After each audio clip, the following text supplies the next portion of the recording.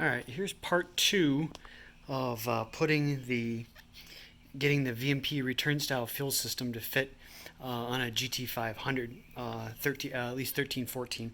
Sorry it took me so long to get back to this video, but I had to get the engine in and get a bunch of things done before I could get this far.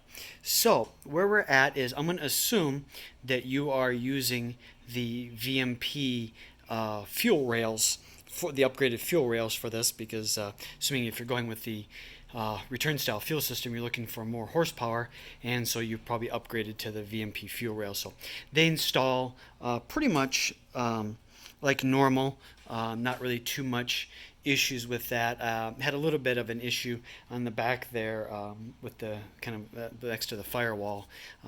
Didn't get really the best routing with that, but because it's kind of buttoned right up against it, but do the best you can. But so the VMP fuel rails in, and what I ended up doing was initially, and I have the supercharger off right now because I'm doing a couple other things, but the video instructions from VMP show the fuel regulator being right here.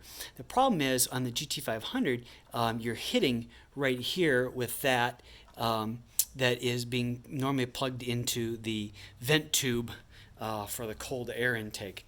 And so it would sit right here, but the edge of it would kind of butt up and sit right against here. So that wouldn't really work. So I tried a bunch of different things to try to get this to work, trying to figure out the best alternative for it.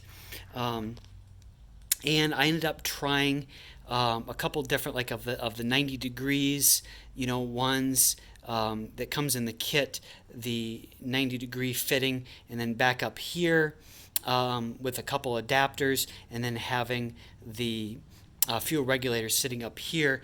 The problem was, and you'd see it better if I had the supercharger on here, but with it sitting up here, it does clear this, but the problem is as your supercharger comes down and then the cold air comes down, it hits the cold air. So that doesn't work, just so you guys are aware of that. So the alternative I came up with was getting because they don't make any hose that has a male end on it, and I'll show you guys the part numbers here in a second, but I ended up getting a double male connector to go in here, screwed it in, and then I ended up getting this 30-inch hose with a 45 angle right here. It is a little bit of a tight fit. You can kind of see there, and if you can kind of see very well, if I put that out of the way,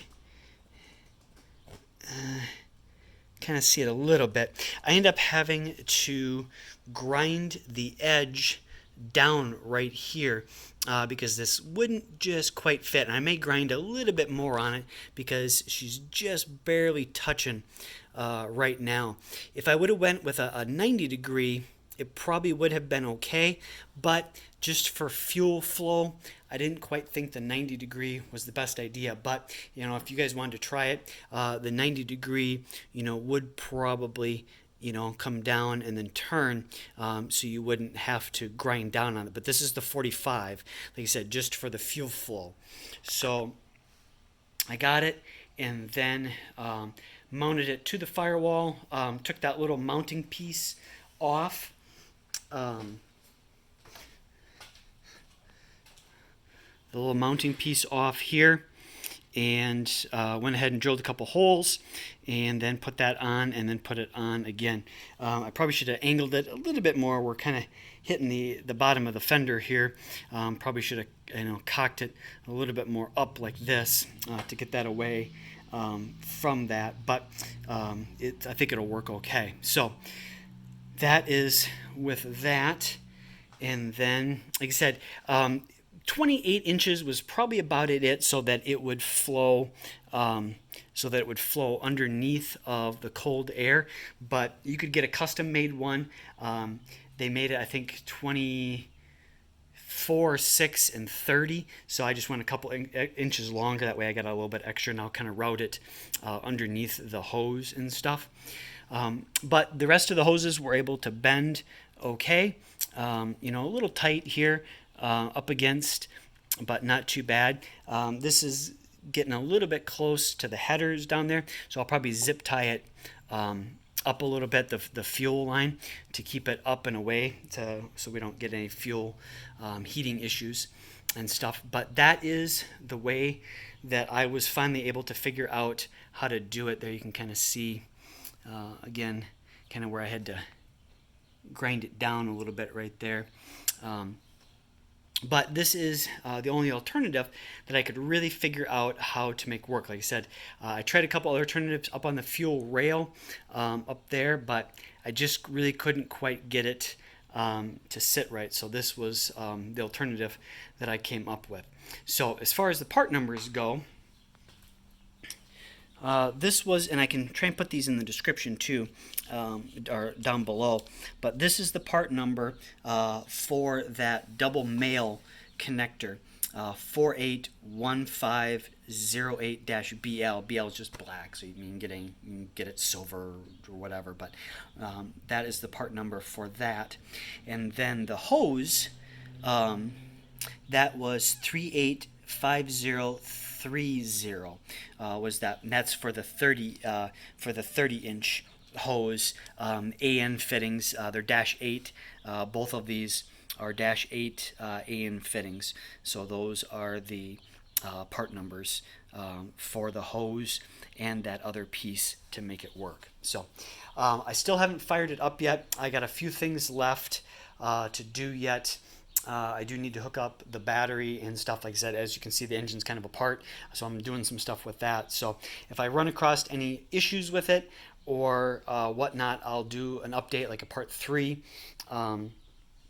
with it when I get it in. But at this point, I'm not anticipating any issues.